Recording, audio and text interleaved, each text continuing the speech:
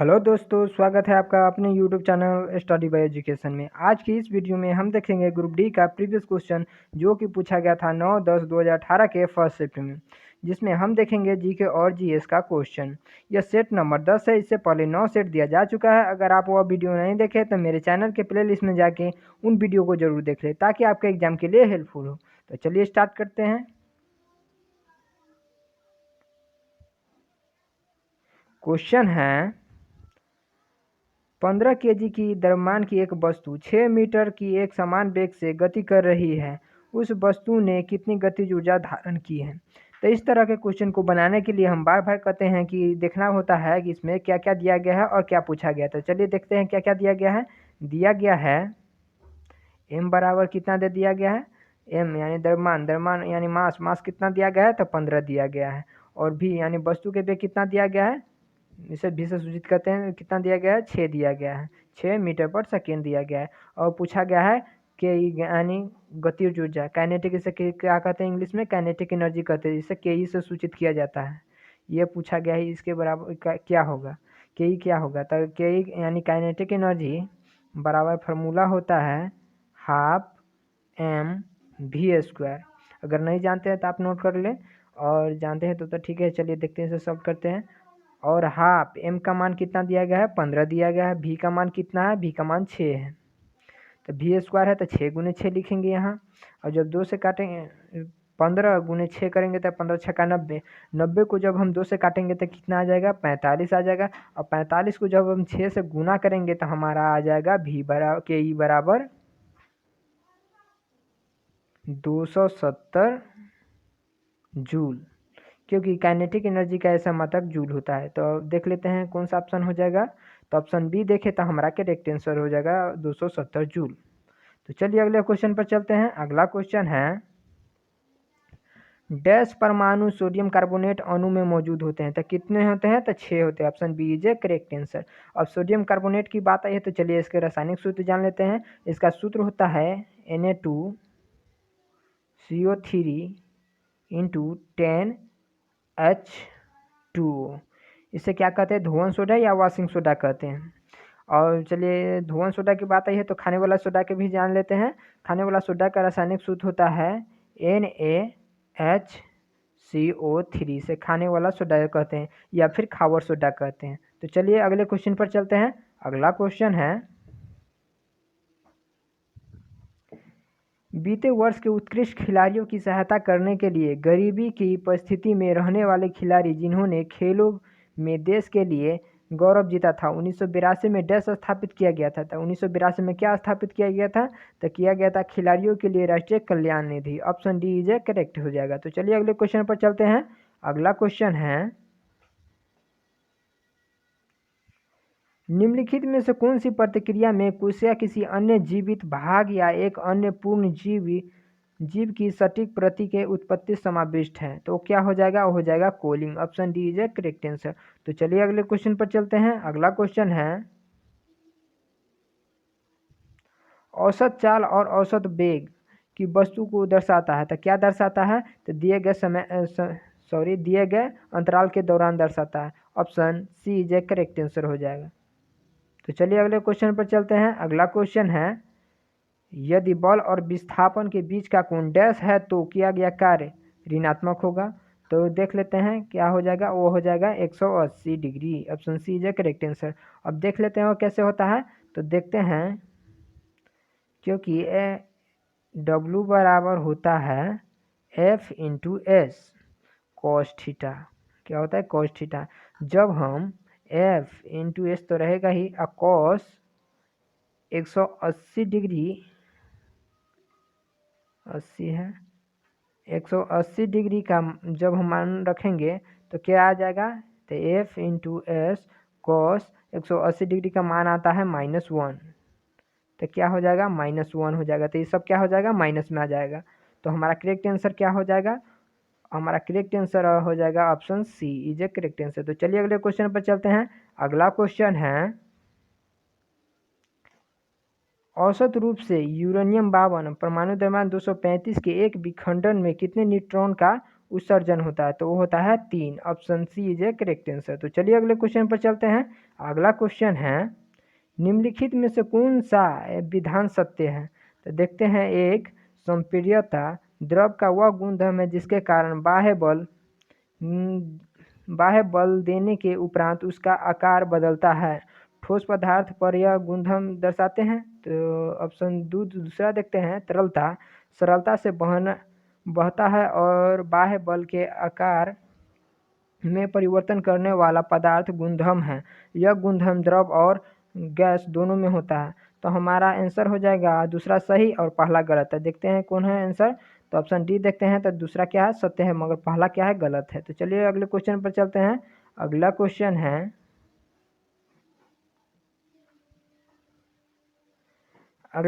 है, यदि एक परिपथ के मध्य से विभवांतर और धारा दुगनी हो जाती है तो परिपथ का प्रतिरोध होगा, तो क्या हो जाएगा, समान रहेगा। Option A is a correct answer. तो कैसे समान रहेगा यह देख लेते हैं। क्योंकि ओम के नियम अनुसार क्या होता है, भी बराबर क्या होता है, आई आर होता है, और आई आर बराबर क्या हो जाएगा, भी।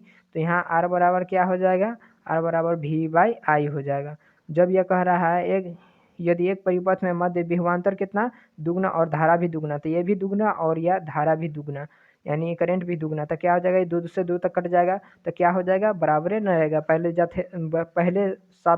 पहले सा जैसा रहेगा। तो हमारा क्या, कौन सा आंसर हो जाएगा, हमारा option A is a correct हो जाएगा। तो चलिए अगले क्वेश्चन पर चलते हैं।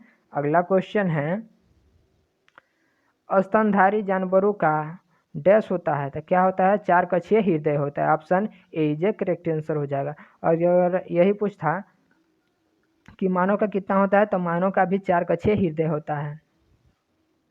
तो चलिए अगले क्वेश्चन पर चलते हैं। अगर पूछता कि उभयचर जानवरों का कितने कक्षीय हृदय होता है, तो वो होता है 3 कक्षीय हृदय, तब हो जाता बी। तो चलिए अगले क्वेश्चन पर चलते हैं। अगला क्वेश्चन है, सजीव जीवों के वर्गीकरण की मूल इकाई क्या है? मूल इकाई होता है, वो होता है जाति। Option A is a correct answer. तो चलिए अगले क्वेश्चन पर चलते हैं। अगला क्वेश्चन है, डैश में प्रत्येक कार्बन परमाणु एक ही तल में 3 अन्य कार्बन परमाणु के बंधे होते हैं और षष्ठकोणीय बहु रचना प्रदान करते हैं, वो क्या हो जाएगा, ग्रेफाइट हो जाएगा। Option D is a correct answer. Graphite एक ऐसा अधातु है जिसमें भी क्या होता है, विद्युत का चालक होता है, यह अपवाद में आता है। जबकि हम जानते हैं कि अधातु में विद्युत चालन नहीं होता है, मगर धातु में क्या होता है, विद्युत का चालन होता है। तो चलिए अगले क्वेश्चन पर चलते हैं। अगला क्वेश्चन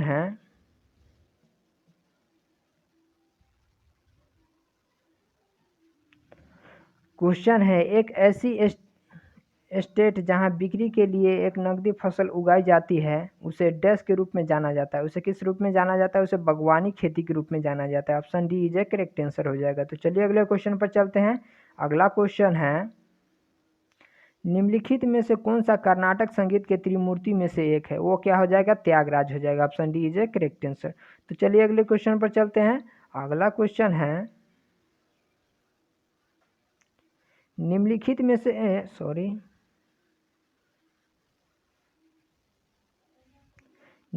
में से कौन सा निर्वात में यात्रा नहीं कर सकता है? तो निर्वात में कौन यात्रा नहीं कर सकता है, वो हो जाएगा ध्वनि। Option C is a correct answer. ध्वनि को यात्रा करने के लिए माध्यम की आवश्यकता होती है। ध्वनि सबसे अधिक किसमें होता है, तो ठोस में होता है, उसके बाद किसमें होता है, लिक्विड में यानी द्रव में होता है, और उसके बाद गैस में होता है। तो चलिए अगले क्वेश्चन पर चलते हैं। अगला क्वेश्चन है,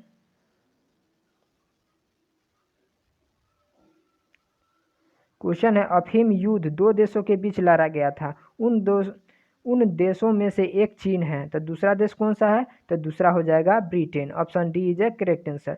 और ये ब्रिटेन से क्वेश्चन बनता है कि निम्नलिखित में से किसका संविधान अलिखित है, तो वो किसका हो जाएगा, तो ब्रिटेन का ही संविधान क्या है, अलिखित है। तो चलिए अगले क्वेश्चन पर चलते हैं। अगला क्वेश्चन है, लेंथेनाइट की परमाणु संख्या डैश परम्परास है, तो क्या हो जाएगा, 58 से लेके 71 तक के क्या आते हैं, लेंथेनाइट होता है। तो option B is a correct answer हो जाएगा। यही पूछता कि एक्टेनाइट कितना से कितना आता है, तो 90 से 103 तक के क्या आता है, एक्टेनाइट हो जाता है। तो चलिए अगले क्वेश्चन पर चलते हैं। अगला क्वेश्चन है, गुरुत्वाकर्षण का सार्वभौमिक नियम डैश पर लागू होता है, तो किस पर लागू होता है, वस्तु के किसी भी युग्म पर लागू होता है। Option B is a correct answer. तो चलिए अगले क्वेश्चन पर चलते हैं। अगला क्वेश्चन है, निम्नलिखित में से कौन सा पदार्थ उच्चतम प्रतिरोधकता है? वो क्या हो जाएगा? एल्बोनाइट्स हो जाएगा। Option C is a correct answer. तो चलिए अगले क्वेश्चन पर चलते हैं। अगला क्वेश्चन न्यूमेरिकल है, चलिए इसे सॉल्व करते हैं। क्वेश्चन कर रहा है, एक कार सड़क के किनारे से 0.5 सेकेंड में जमीन पर गिरती है। माना जी 10 मीटर पर सेकेंड है, तो सड़क के किनारे जमीन से कितने ऊपर है? यानी इस तरह के क्वेश्चन के बनाने के लिए हमें देखना होता है कि क्या क्या दिया गया है, क्या पूछा गया। तो देखते हैं क्या दिया गया है। टी दिया गया है कितना है? 0.5, और जी दिया गया है कितना? जी दिया गया है 10, और पूछा गया है एच बराबर वाट। तो यहाँ एच बराबर फॉर्मूला लगेगा क्या? Half G T square. तो हाफ तो हाफ ही रहेगा, और जी का मान कितना है? 10 दिया गया है, और टी स्क्वायर है, तो टी जब 2 लिखेंगे तो तभी तो टी स्क्वायर होगा ना। तो 0.5 गुने 0.5, जब हम इसे हाफ, जी का मान 10 और टी स्क्वायर था, तो 0.5 गुने 0.5, जब यहाँ से पॉइंट हटेगा तो यहाँ 10 आएगा, और जब ऊपर से पॉइंट हटेगा तो नीचे 10 आएगा। तो ये 10 से 10 खत्म, और 5 से 5 दूना खत्म, और आ जाएगा 5/4 आ जाएगा। एच बराबर क्या आ जाएगा? 5/4 आ जाएगा। तो हमारा आंसर आ जाएगा, जब हम इसे भाग करेंगे तो हमारा आंसर आएगा 1.25 मीटर। यही हमारा आंसर हो जाएगा। तो देख लेते हैं ऑप्शन कौन में है। तो ऑप्शन सी देखते हैं, तो हमारा करेक्ट आंसर हो जाएगा। तो चलिए अगले क्वेश्चन पर चलते हैं। अगला क्वेश्चन है, डैश संभवतः प्राणियों में सबसे विशाल समूह होता है, वो होता है arthropoda. Option C is a correct answer. तो चलिए अगले क्वेश्चन पर चलते हैं। अगला क्वेश्चन है, दुनिया में सबसे बड़े रेलवे भारतीय रेलवे की स्थिति क्या है? तो भारतीय रेलवे की स्थिति तीसरा है। Option D is a correct answer. अगर पहले की बात की जाए तो पहला पर कौन है? यूएसए यानी संयुक्त राज्य अमेरिका है। दूसरा पर कौन है? दूसरा पर चीन है। तो चलिए अगले क्वेश्चन पर चलते हैं। अगला क्वेश्चन है, प्रत्यावर्ती धारा का आविष्कार डैश द्वारा किया जाता है? तो किसके द्वारा किया गया है? तो निकोला टेस्ला द्वारा। Option C is a correct answer हो जाएगा। तो चलिए अगले क्वेश्चन पर चलते हैं। अगला क्वेश्चन है, संयोजी आबंध में 2 परमाणुओं के बीच आबंधों का अधिकतम संख्या डैश हो सकता है? कितनी हो सकती है? 3 हो सकता है। Option B is a correct answer. तो चलिए अगले क्वेश्चन पर चलते हैं। अगला क्वेश्चन है,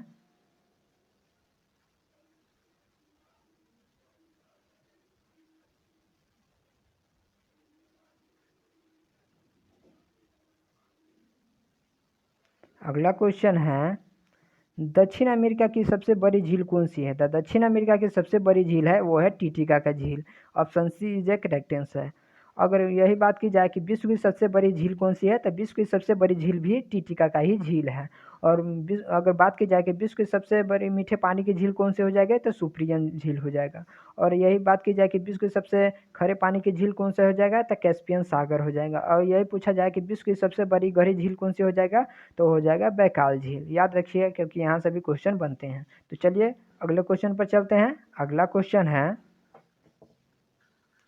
अनभुजे चूने का रासायनिक सूत्र डैश होता है? तो क्या होता है? कैल्शियम कार्बोनेट यानी CaO होता है। Option C is a correct answer. जब कैल्शियम कार्बोनेट को, CaO को, जब हम पानी के साथ अभिक्रिया कराते हैं तो क्या बना लेता है? बना लेता है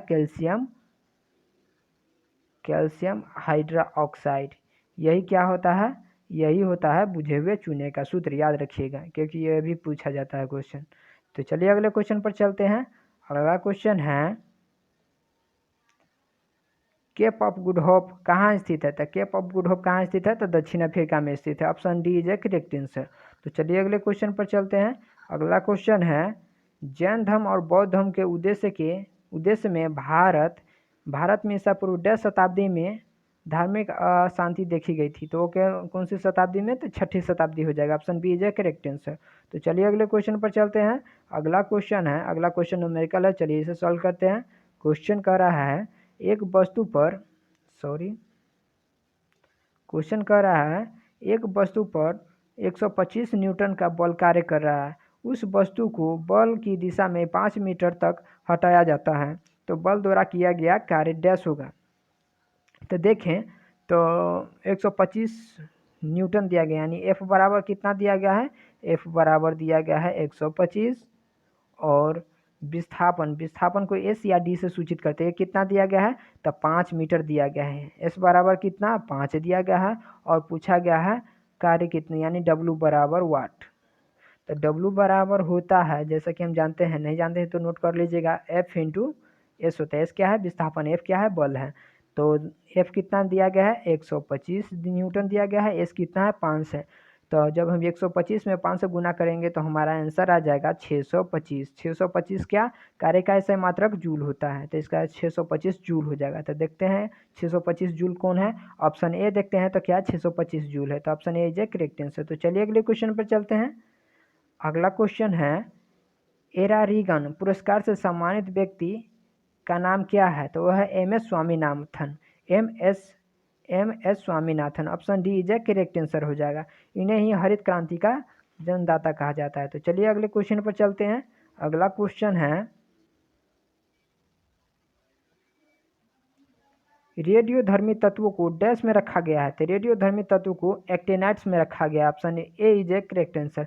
अगर यही बात की जाए कि एक्टेनाइट्स से कितने परमाणु में आते हैं, तो वो आते हैं 89 में से लेके 103 तक के एक्टेनाइट्स आते हैं, और लेंथेनाइट्स कितने आते हैं 57 से लेके 71 तक के लेंथेनाइट्स आते हैं, याद रखिएगा, यहाँ से भी क्वेश्चन बनता है। तो चलिए अगले क्वेश्चन पर चलते हैं। अगला क्वेश्चन है निम्नलिखित में से कौन सी विशेषता मटर के एक पौधे को अप्रभावी होता है, वो क्या होता है, झुर्रीदार बीज होता है, option B is a correct answer. तो चलिए अगले क्वेश्चन पर चलते हैं। अगला क्वेश्चन है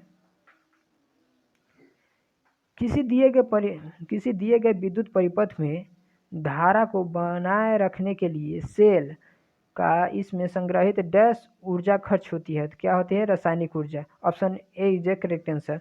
बैटरी क्या करता है, रासायनिक ऊर्जा को विद्युत ऊर्जा में बदल देता है। तो चलिए अगले क्वेश्चन पर चलते हैं। अगला क्वेश्चन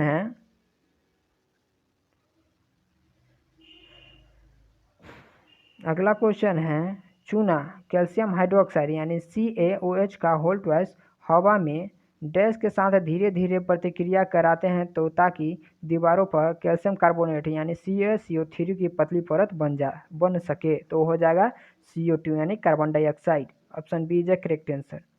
जब हम कैल्शियम हाइड्रोक्साइड को क्या करेंगे, कार्बन डाइऑक्साइड से अभिक्रिया कराते हैं तो क्या बन जाता है, तो बन जाता है CaCO3 यानी कैल्शियम कार्बोनेट प्लस H2O बन जाता है, जल बन जाता है, याद रखिएगा। चलिए अगले क्वेश्चन पर चलते हैं। आज के वीडियो में इतना ही क्वेश्चन था। यह वीडियो आपको कैसा लगा कमेंट बॉक्स में ज़रूर बताएं, और इस वीडियो में आप कितने क्वेश्चन कर पाएँ कमेंट बॉक्स में ज़रूर लिखें, और इस वीडियो को लाइक और अपने फ्रेंड सर्कल में शेयर जरूर करें। अगर आप मेरे चैनल पे नए हैं तो चैनल को सब्सक्राइब कर बेल आइकन को जरूर दबा लें, ताकि हम जब भी ऐसे वीडियो डालें तो आपको टाइम टू टाइम नोटिफिकेशन मिलता रहे। इस वीडियो को अंत तक देखने के लिए आपका धन्यवाद।